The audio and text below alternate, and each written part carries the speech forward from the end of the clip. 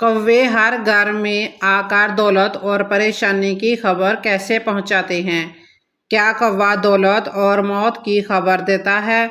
हज़रत मोहम्मद सल्लल्लाहु अलैहि वसल्लम का फरमान सुन लें। बिस्मिल्लाहिर्रहमानिर्रहीम। नाजरीन, आपने ये बात बहुत सारे भाइयों और अक्सर अपनी दादी अम्मी, नानी अम्मी या गाँव वगैरह में उम्र रसीदा औरतों से सुनी होगी कि कौवा आने वाले वक्त को पहले से जान लेता है। अगर कौवे मिलकर आपके घर की छत पर या घर की दीवार पर आकर एक दूसरे से लड़ पड़े, झगड़ने लग पड़े, तो याद रखें कि उस घर पर कोई बुरा वक्त आने वाला है, क्योंकि कौवों का एक दूसरे से लड़ना झगड़ना अच्छा नहीं समझा जाता। इसीलिए सारे घर वालों का सदका खैरात ज़रूर करें। अगर दोपहर से पहले कौवा आपके घर की दीवार पर या छत पर अकेला बोलना शुरू कर दे, तो समझें कि आने वाले दिनों में आपके लिए कोई खुशखबरी है। आपकी दौलत में इजाफा हो सकता है, आपके रोजगार में इजाफा हो सकता है, आपको खजाना मिल सकता है, आपको कोई बड़ी कामयाबी मिल सकती है। अगर कोई अचानक मुंह में रोटी का टुकड़ा लिए नजर आ जाए तो समझें कि आपकी कोई बड़ी ख्वाहिश पूरी होने वाली है। अगर कभी किसी भी आदमी के सर पर बैठ कर दे तो उसके दिन अच्छे आने वाले के लिए बुरा वक्त करीब होता है। इस बात में किस हद तक सदाकत है? हमारे प्यारे आका सल्लल्लाहु अलैहि वसल्लम ने इस बारे में क्या इरशाद फरमाया और ये बातें फैलाई क्यों गई हैं? क्योंकि गांव में अक्सर लोग इन बातों पर बेहद यकीन करते हैं। अगर उनसे पूछा जाए कि इन बातों का आप बहुत यकीन करते हैं, हम मुसलमान हैं, कुरान और हदीस में इनका हवाला क्या है, तो वो यही बात कहते हैं कि हमारे बुजुर्गों ने आजमाया हुआ है। ये हकीकत ऐसा ही होता है। अब इसकी सदाकत को जानने के लिए आपसे गुजारिश है कि ये वीडियो मुकम्मल देखिएगा। तो नाजरीन, बात हो रही थी कि कौवे के अच्छे और बुरे इशारों की। और भी बहुत सारे परिंदे हैं जो घरों में आते हैं, तो ज़्यादातर लोग कौवे के बारे में ही ऐसे सवालात क्यों करते हैं? इन सब का जवाब जानने के लिए आप थोड़ा सा कौवे की हिस्ट्री मालूम कर लें, फिर आपके लिए समझना और भी आसान हो जाएगा। कौवा बहुत चालाक परिंदा होता है। इसकी नज़र बहुत तेज़ होती है, जो इससे खुराक और दुश्मनों से आगाही करती है। इंसानों से खुसूसन महतात रहता है और ख़तरे की सूरत में काएं काएं करके आसमान सर पर उठा लेता है और अपने दूसरे साथी भी बुला लेता है, जो हिफाजत के साथ इधर उधर चक्कर लगाते रहते हैं। कौवा अपने बच्चों और अंडों की बहुत हिफाजत करता है और अगर कहीं चील या बिल्ली नज़र आ जाए तो कौवे उस पर कूद पड़ते हैं और वो वहाँ से भागने पर मजबूर कर देते हैं। अगर उनके घोंसले से अंडा निकालने की कोशिश की जाए तो ये इंसान के सर पर ठूंगे मार मार कर खून निकाल देते हैं। इसीलिए कौवे को सबसे चालाक परिंदा माना जाता है।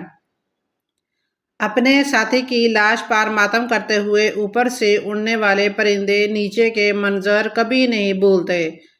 उनके मरने वाले साथी के पास मौजूद इंसान या जानवर का चेहरा उन्हें हमेशा याद रहता है और वो खुद उससे हमेशा बचने की कोशिश करते रहते हैं। कौवा ही वो वाहिद परिंदा है जिसने इंसान को मुर्दा दफन करना सिखाया, इंसान की लाश को मिट्टी में दफनाना सिखाया।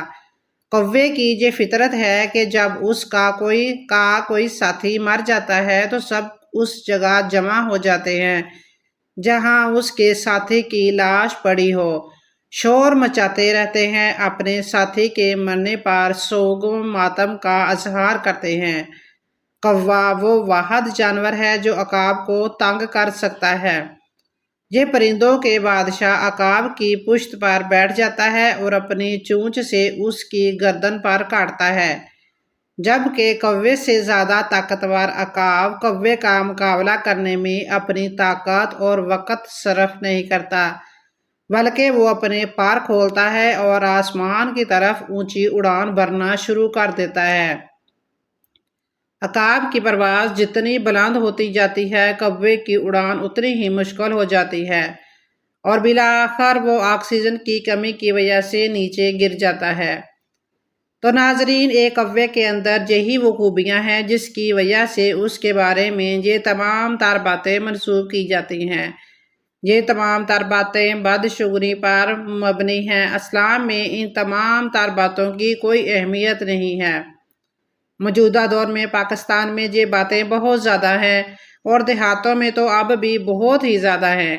اس کی ایک وجہ دو تہذیبوں کا باہمی تمدن جیسا کہ آزادی سے سویلائزیشن اور موت کی نشانیاں دینا اور بہت سی چیزیں ہیں جن کو بدشگونی کہہ دیا جاتا ہے۔ مثال کے طور پر بلکہ انتہائی دکھ کے مقام اور بدشگونی کی انتہا یہ ہوتی ہے کہ اگر کوئی بانجھ عورت کسی حاملہ عورت کے پاس چلی جائے تو اس سے پرہیز کیا جاتا ہے کہ اس کی نحوست جچہ و بچہ پر اثر نہ کر جائے، اس کو نجس سمجھا جاتا ہے۔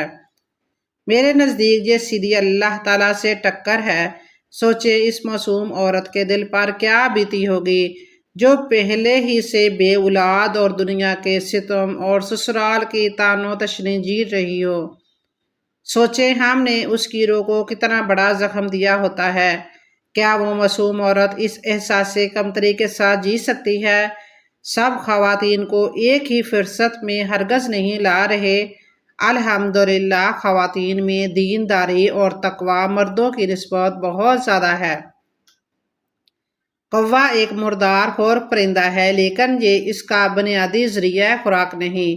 اکثر آپ کے ساتھ ایسا ہوا ہو کہ چھت پہ آپ نے کھانا لگایا ہو، ہاتھ دھونے گئے، واپسی پہ دیکھا کہ کوّا آپ کے ساتھ ہاتھ کر گیا۔ اگر تو باقاعدگی سے آپ چھت پر کھانا کھا رہے ہیں تو یقین جانیے کہ یہ آپ کے کھانے کا ٹائم ٹیبل جانتا ہے، اور اگر آپ دنوں کے ٹائم ٹیبل کے حساب سے ڈشیں کھاتے ہیں تو یہ ہر دن کی ڈش سے بھی خوب واقف ہے اور اپنی پسندیدہ ڈش والے دن آپ سے پہلے اس جگہ پہنچ جائے گا۔ اس طرح کوّا کچرا دان گاڑیوں کا ٹائم ٹیبل جانتا ہے، گوشت و سبزی مارکیٹ کا ٹائم ٹیبل جانتا ہے، اپنے علاقے میں سب دکانوں کے اوقات جانتا ہے۔ غرض جہاں خوراک کی بھرمار اور آسان دستیابی ہو کوّا اس جگہ سے واقف ہے۔ یہ بیج، پھل، سبزی، گوشت، مردہ جانور، پرندے، حتیٰ کہ انسانی لاشوں کو بھی نوچتا ہے اور چھوٹے پرندوں کے انڈے اور بچے بھی کھا جاتا ہے۔ ایک موقع پرست پرندہ ہے جو ہر جگہ ہر طرح کا کھانا کھاتا ہے، اسی لیے حدیث میں اس کو ایک موذی اور حرام جانور قرار دیا گیا ہے۔ نبی اکرم صلی اللہ علیہ وسلم نے ارشاد فرمایا کہ 5 جانور ایسے موذی ہیں جن کو حرم میں بھی قتل کیا جا سکتا ہے۔ نمبر 1 کوّا، نمبر 2 چیل، نمبر 3 بچھو، نمبر 4 چوہا اور نمبر 5 کاٹنے والا کتا۔ رسولوں کے سالار صلی اللہ علیہ وسلم کا فرمان خوشبودار ہے، جس نے ایک دن کا روزہ اللہ پاک کی رضا حاصل کرنے کے لیے رکھا، اللہ پاک اسے جہنم سے اتنا دور کر دے گا جتنا کہ ایک کوّا جو اپنے بچپن سے اڑنا شروع کر دے جہاں تک کہ بوڑھا ہو کر مر جائے۔ اب چلیں دین اسلام کی طرف کہ ہمارا دین اس بارے میں کیا کہتا ہے۔ عبداللہ بن مسعود رضی اللہ تعالیٰ عنہ سے روایت ہے کہ رسول اللہ صلی اللہ علیہ وسلم نے فرمایا، بدشگونی شرک ہے۔ آپ صلی اللہ علیہ وسلم نے 3 مرتبہ فرمایا، اور ہم میں سے ہر ایک کو کوئی نہ کوئی وہم ہو جاتا ہے، لیکن اللہ تعالیٰ توکل کی برکت سے اسے دور کر دیتا ہے۔ آخر میں آپ کو ایک بات بتانا ضروری سمجھتے ہیں کہ صرف اپنے اللہ پر یقین کامل کر لیں، مکمل توکل رکھیں، اور جو کچھ بھی ہوتا ہے، جو کچھ بھی ہوگا وہ اللہ ہی کی طرف سے ہوگا۔